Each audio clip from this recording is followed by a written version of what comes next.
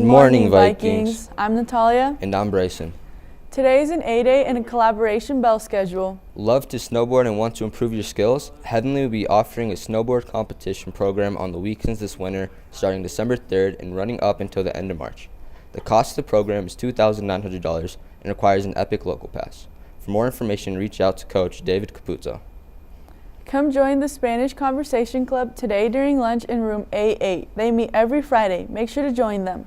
The Sugar and Spice Club meets today at lunch, SV 203.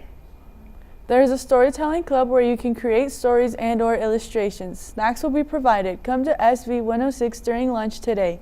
Now to the weather with our weather boy, JJ. Hi, I'm the weatherman, and it's going to be 35 in Truckee, 35 in Tahoe, and 42 in Carson City. And time for the forecast. It's going to be a low 34 and even lower 4 degrees, and it's going to be consistent. It looks like it's going to snow at the end of the week on Saturday and Sunday. Back to the studio. Thank you, JJ, for the weather. There's a scholarship fair tomorrow from 12 to 3 p.m. in the Student Union. We invite all seniors and parents to find out about free scholarships. Check your email for more information.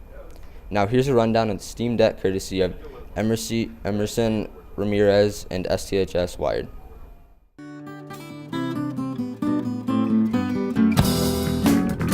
Hey, welcome back to Sths Wired. I know it's been a few weeks, but I'm lazy.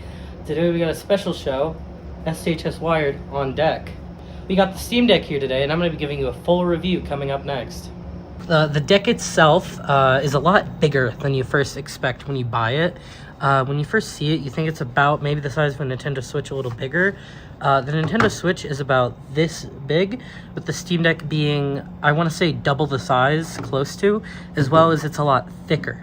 On the top of the Steam Deck itself, we have a volume button, a headphone jack, which is rare to see these days, the exhaust port for the fan, as well as a standard USB-C port for charging and for peripherals, as well as the power button. Getting more into the nitty-gritty of the user interface of the Steam Deck, it's built like an Xbox controller on crack. On the bottom, we have 4 buttons that you can keybind to anything you want.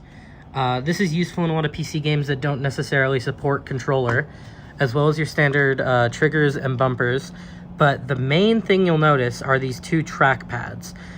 These are useful for PC games that don't necessarily support joysticks.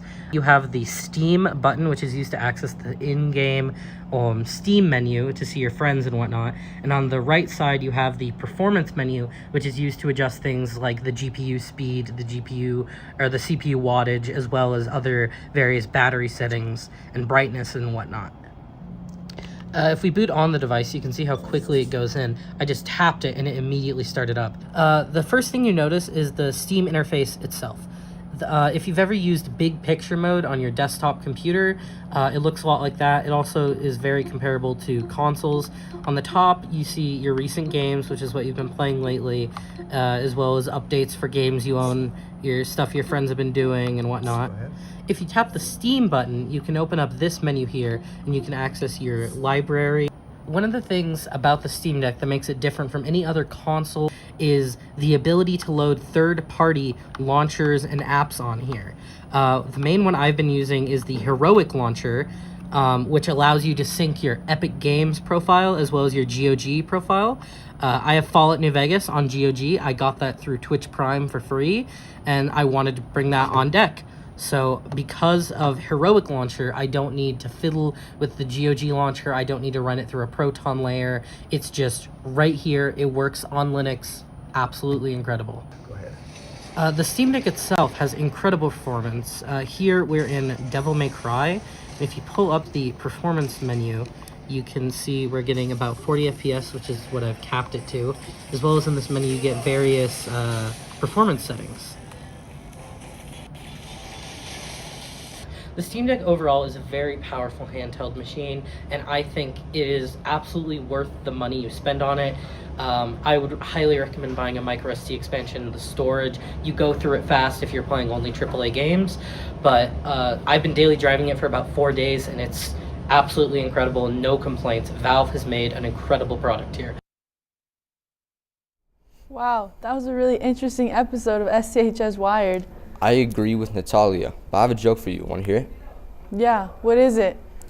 Why did Sinus helpers see a therapist? I don't know. Why? He has low elf-esteem. Haha, I get it. That was a good one, Bryson. Well, that's all for today. Stay warm and have a good day, Vikings.